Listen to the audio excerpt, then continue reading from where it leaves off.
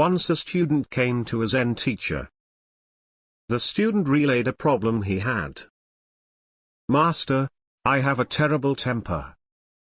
I am unable to control it. How can I cure it?" he said. "I see. You seem to have a strange problem. Let me see what you have," said the master. "I can't show it to you right now. I don't have it at this moment," the student said. "Then when can you show it?" "It arises unexpectedly. The fact that it is not there always shows that it isn't your true nature. And when you realize your true nature, you will be able to let go of what is not you more easily," said the teacher.